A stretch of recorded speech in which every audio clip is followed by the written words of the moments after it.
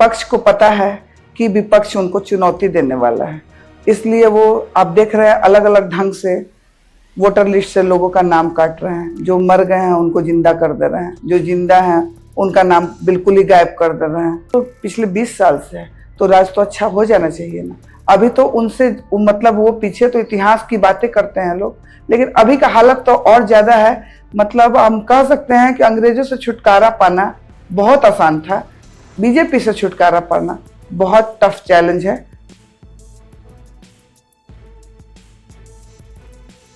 आपकी आवाज को सुनने आ रही है प्रभात खबर इलेक्शन एक्सप्रेस। देखते रहिए प्रभात खबर इलेक्शन एक्सप्रेस।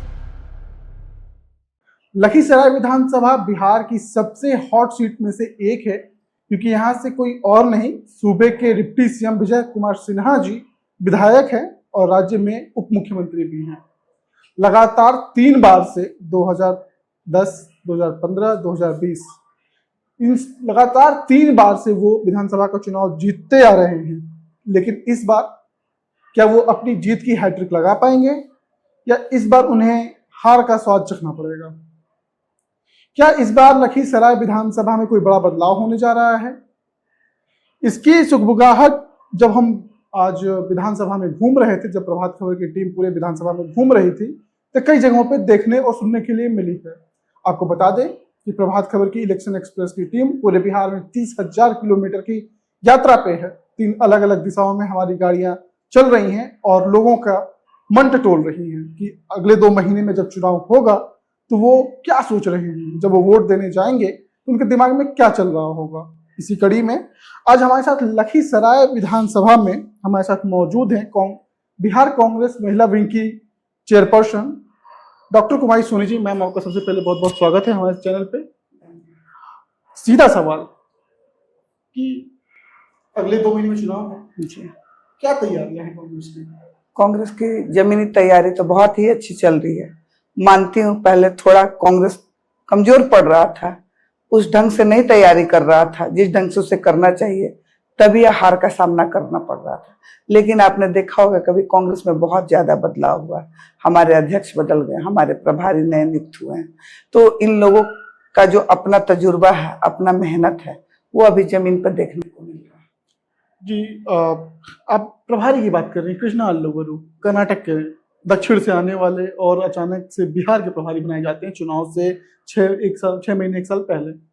और एक ड्रामेस्टिक चेंज देखा गया कांग्रेस में कि एक जो कांग्रेस करीब लोग उसको मुकाबले में ही नहीं मान रहे थे, अब उस कहीं ना कहीं मुकाबले में आ गई, कॉन्टेस्ट में आ रही है। इसके पीछे क्या रीजन है? कॉन्टेस्ट में आ ही नहीं गई है। अभी पक्ष को पता है कि विपक्ष उनको चुनौती देने वाला है, इसलिए वो आप देख रहे हैं अलग अलग ढंग से वोटर लिस्ट से लोगों का नाम काट रहे हैं। जो मर गए हैं उनको जिंदा कर दे रहे हैं, जो जिंदा हैं उनका नाम बिल्कुल ही गायब कर दे रहे हैं। तो वो जो जब सामना जमीनी हकीकत से नहीं कर पा रहे हैं तो अलग अलग हथकंडे अपना रहे हैं, जो कि जनता उनको बाखूबी समझ रही है कि ये सही नहीं है।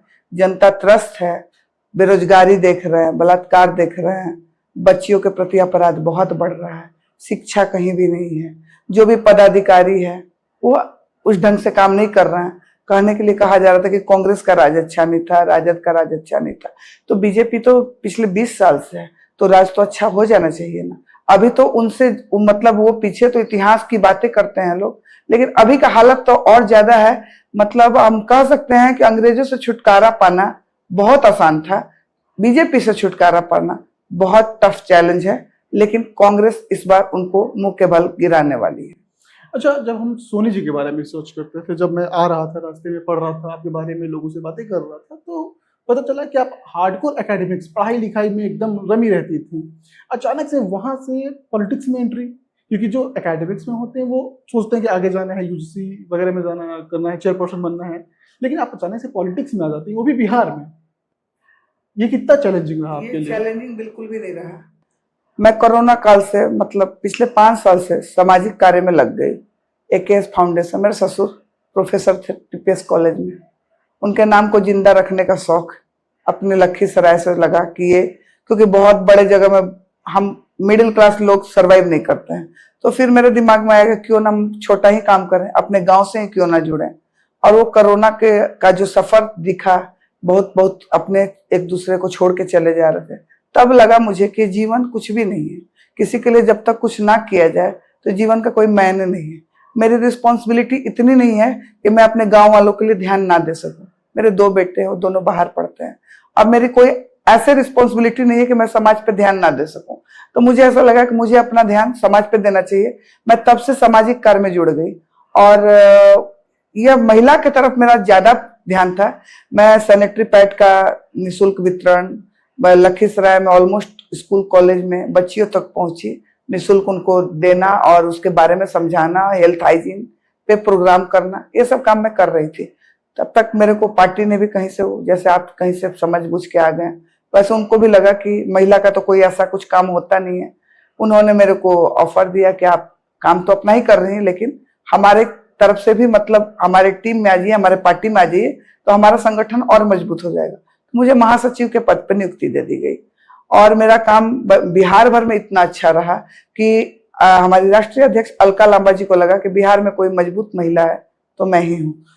तो उन्होंने मेरे को मतलब साल भर के अंदर में प्रमोट कर दिया और मुझे पिछला नवंबर में कार्यकारी अध्यक्ष बना दिया।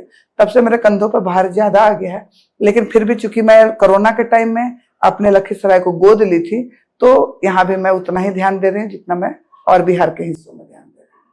मैम, एज ए जर्नलिस्ट जब हम आपके बारे में जान रहे थे, जब मैं आपको सोशल मीडिया पे फॉलो कर रहा था, देख रहा था, तो मैंने देखा कि इस टाइम बिहार में जो है वो फ्लड का सिचुएशन है और आप बाढ़ में जा रही हैं, भीगती हुई लोगों को आप फूड पैकेट्स दे रही हैं।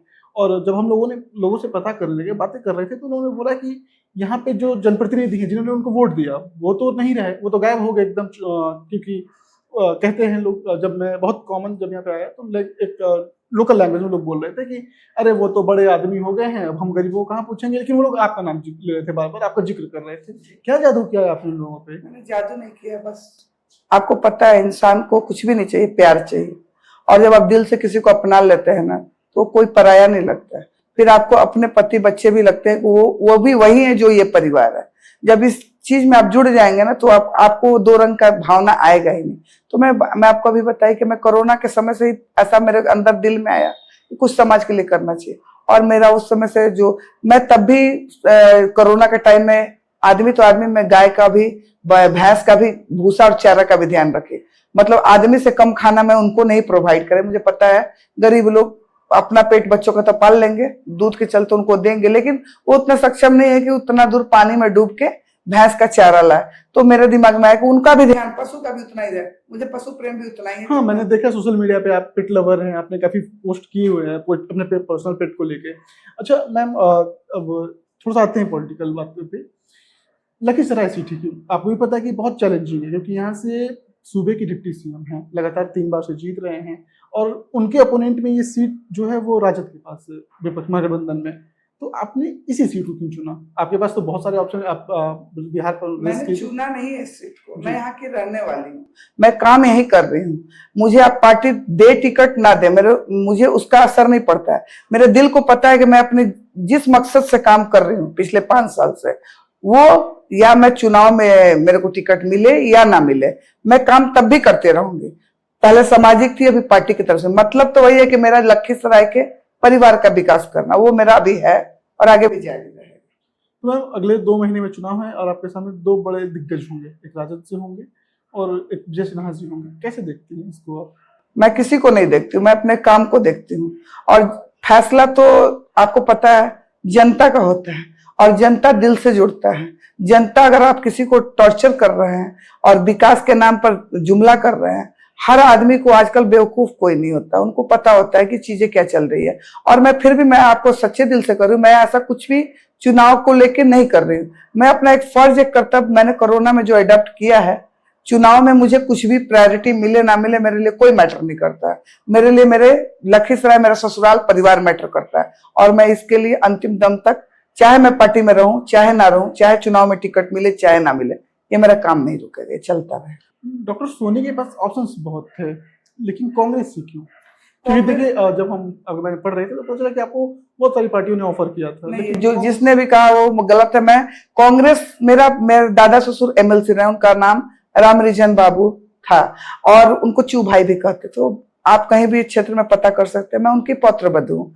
तो मैं तीसरी चौथी पीढ़ी हूँ, तो कांग्रेस छोड़ के तो दूसरा कोई ऑप्शन कितना भी कोई दे, सवाल ही नहीं है जाने का मेरा।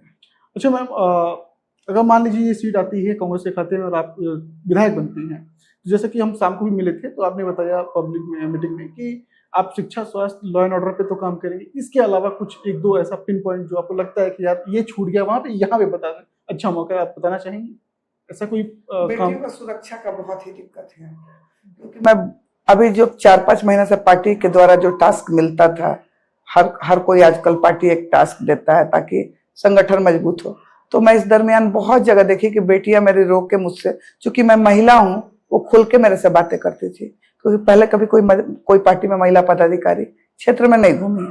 पुरुष ही जनरली पॉलिटिक्स की बातें करते हैं, महिलाएं तो ऑब्वियसली अंदर तक जा सकती हैं। मैं बेटियों से बात करती हूँ, बेटियां बहुत असुरक्षित हैं, मतलब पुलिस हेल्पलाइन की जरूरत है मुझे बेटियों का सुरक्षा का।